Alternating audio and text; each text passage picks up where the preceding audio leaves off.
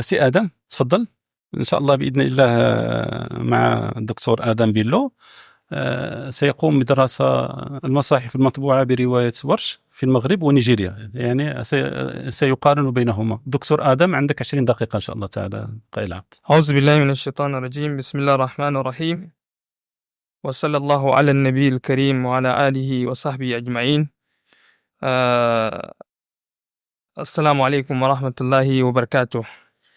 أولا أشكر اللجنة المنظمة لهذا المؤتمر أو هذه الندوة المباركة التي تناولت الحديث عن تاريخ المصحف الشريف بالمغرب. ونحاول إن شاء الله في هذه المداخلة أن نشارك بورقة عنوانها المصاحف المطبوعة برواية ورش في المغرب ونيجيريا، دراسة مقارنة بين المصحف الحسني المسبع ومصحف الماهر شريف بلا. كما تعرفون أن المصاحف التي تقرأ في المغرب وأغلب الدول غرب إفريقيا هي يعني منسوخة ومكتوبة برواية ورش، ومن بين هذه الدول في غرب إفريقيا نيجيريا. ومن أشهر المصاحف المتداولة عندنا في نيجيريا التي طبعت هو هذا المصحف المسمى بمصحف شريف بلا.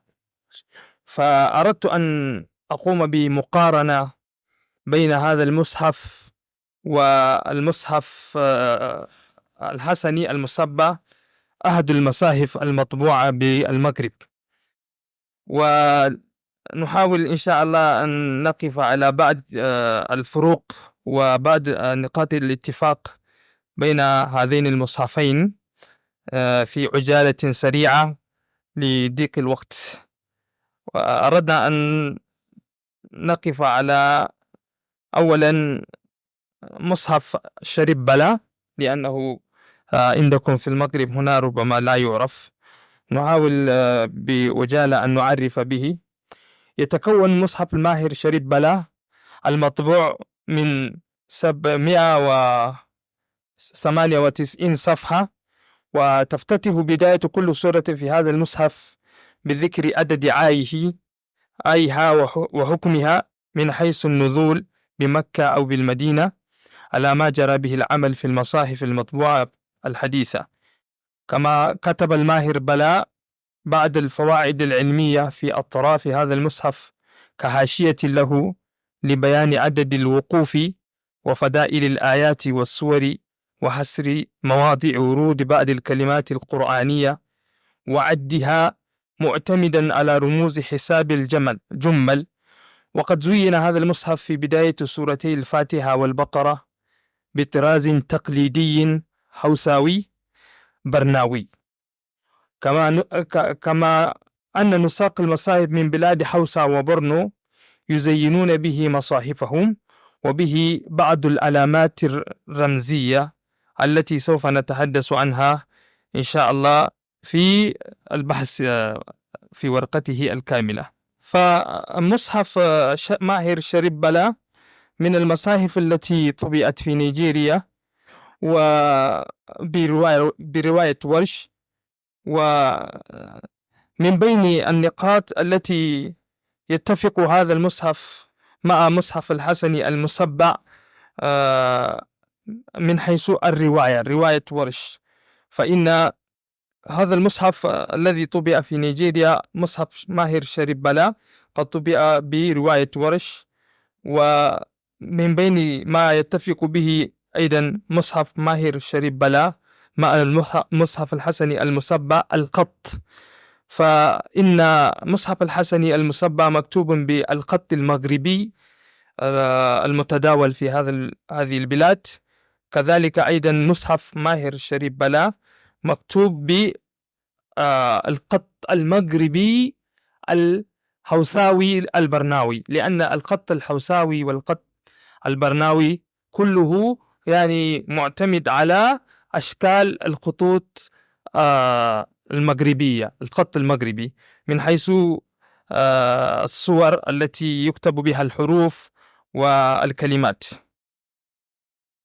ثم ننتقل إلى نقطة مهمة أيضا، هي ما يختلف فيه المصحف الحسني المسبع مع مصحف ماهر بلا.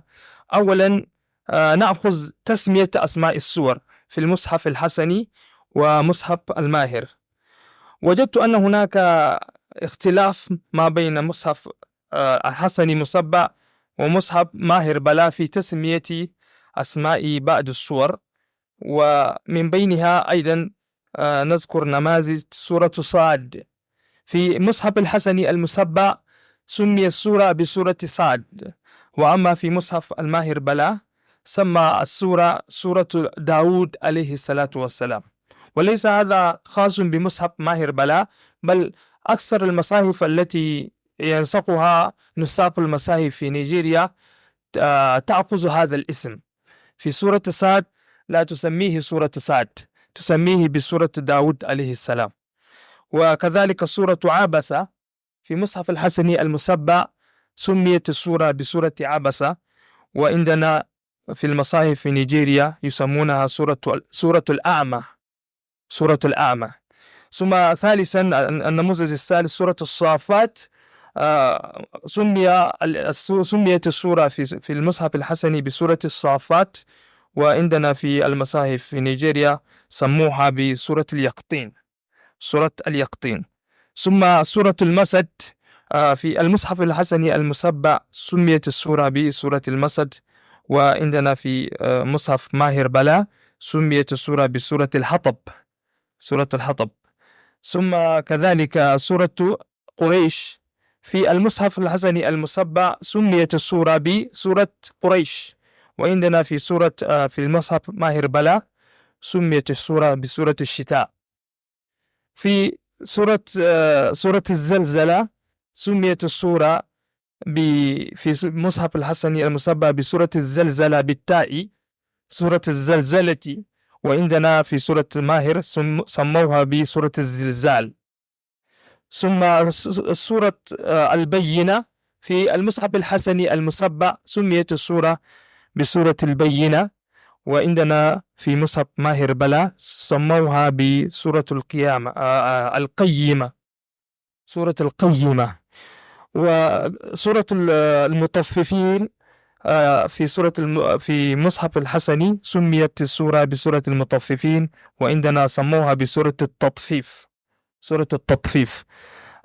في سورة الحسني المسبع في المصحف الحسني سموها بسورة الإنسان، وعندنا سموها بسورة الإنس، سورة الإنس. وهنا في المصحف الحسني سموها بسورة القلم، وعندنا سموها بسورة نون.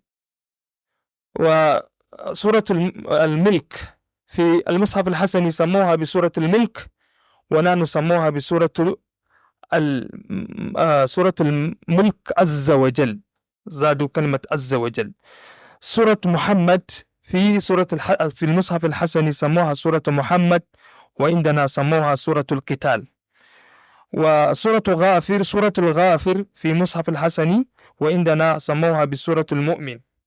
هذه بعض النماذج في اختلافات تسمية أسماء السور بين المصحفين الحسني ومصحف ماهر بلا.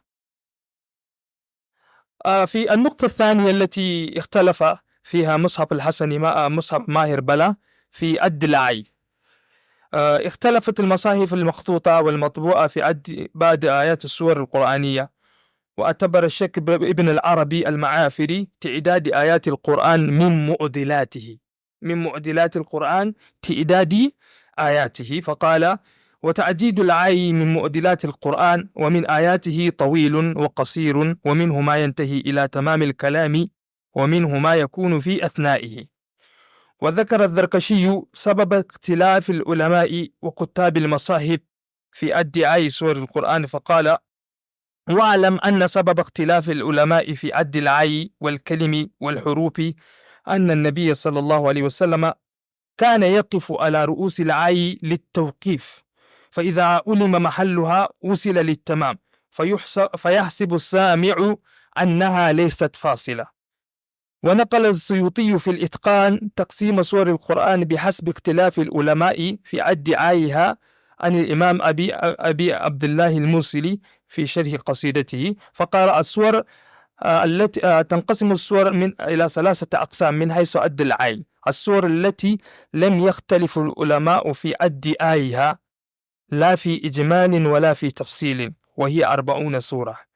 والنوع الثالث السور التي اختلف العلماء في عد سورها تفصيلا لا إجمالا، وهي 4 سور.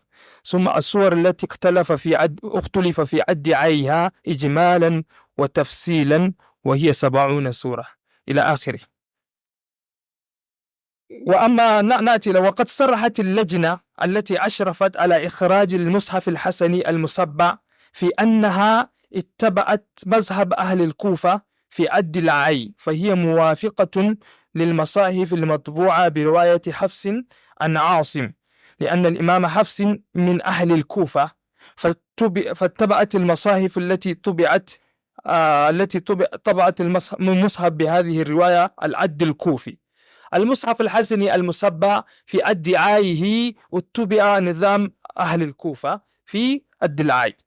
وأما مصحف الماهر بلاء الذي طبع في نيجيريا فلم يتبع العد الكوفي، فمن هذه الناحية اختلف مع مصحف الحسني، فهو لم يتبع العد الكوفي وعدل به العد المدني الذي يوافق القراءة المدنية التي رواها الإمام ورش النافع، وهذا هو المعمول به كما ذكر الباحثون. وقد لو كان العرض ظاهر ذكرت بعض الفروقات الموجودة بين عد العاي في المصحفين، وسيكون ظاهرا إن شاء الله في البحث المطبوع في الأعمال الندوة إن شاء الله. وبعد ذلك ننتقل إلى نقطة أخرى في علامات الوقف وأماكنها في المصحف الحسني ومصحف ماهر بلا. اختلف المصحف الحسني مع مصحف الماهر في أماكن الوقف وعلاماته. وقبل أن أذكر هذه الاختلافات أنقل ما قال الدكتور حازم حول تقاليد المصاحف المطبوعة في الترمذي علامات الوقوف، حيث يقول نعم. فأولا علامات الوقف في المصحف الحسني المسبع استقدم في طباعة المصحف الحسني المسبع علامة الوقف الحبطي، وهي سورة صاد صغيرة تكتب فوق آخر الكلمة التي يستحسن أو يجوز أو يجب الوقف عندها. وقد زاد بعضهم الهاء بعد الصاد كما هو معروف لديكم في علامة الوقف الحبطي، لكن هذا لم يستخدم في طباعة مصحف ماهر بلا، وإنما علامة الوقف في مصحف ماهر بلا هي 3 نقاط حمراء في أماكن الوقف، يكتبون 3 نقاط حمراء عند كل كلمة يجب الوقوف أو يحسن الوقوف عندها. فإذا هناك فرق في علامة الوقف بين المصحفين، حيث أن في المصحف الحسني يستخدم علامة الوقف الحبطي الصاد الصغيرة أو صاد مع هاء في آخرها، فهذا في اختلاف. ننتقل إلى نقطة أخرى في تقسيم آيات المصحف وسورة في تقسيم المصحف بين مصحف الحسني ومصحف ماهر. في مصحف الحسني هناك تقسيم جرى العمل به على تقسيمه بين الحزب والنصف وكذلك الربع. أما في مصحف الماهر بلا فهو استخدم الطريقة القديمة، يجعل علامة التخميس وكذلك علامة التعشير ثم الأحزاب. إذن بقي عنده علامة التخميس وعلامة التعشير الموجودة عندنا في نيجيريا. ثم أيضا في علامة السجدات ليس هناك فرق بين المصحف الحسني المسبع ومصحف ماهر بلا، فهما متفقان في اتباع المذهب المالكي في علامة السجدات ومواضعها. فهذا باختصار. وفي النهاية نذكر بعد ما استنتجنا منه وما تخلصنا إليه بعد دراستنا بين المصحفين الحسني والماهر.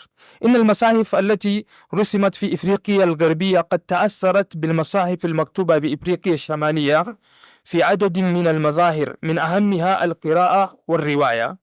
فأغلب المصاحف في هاتين الجهتين من القارة رسمت وكتبت وطبعت برواية ورش النافع، كما أنها قد رسمت بالخط المغربي الأصيل الذي انبثق منه الخط السوداني الذي كتبت به أكثر المصاحف بغرب إفريقيا.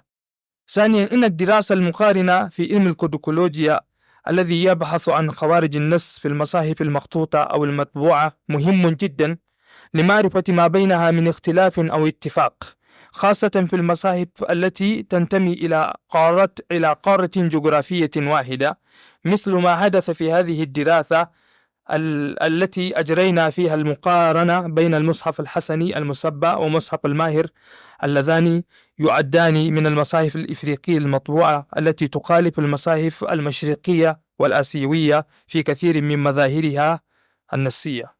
ثم ثالثا، لاحظنا أن للمصحف المصحف الذي طبعه الشيخ ماهر بلا بنيجيريا تقنيات خاصة لا توجد في المصاحف التي طبعت سواء في المغرب العربي أو في القارات الأخرى.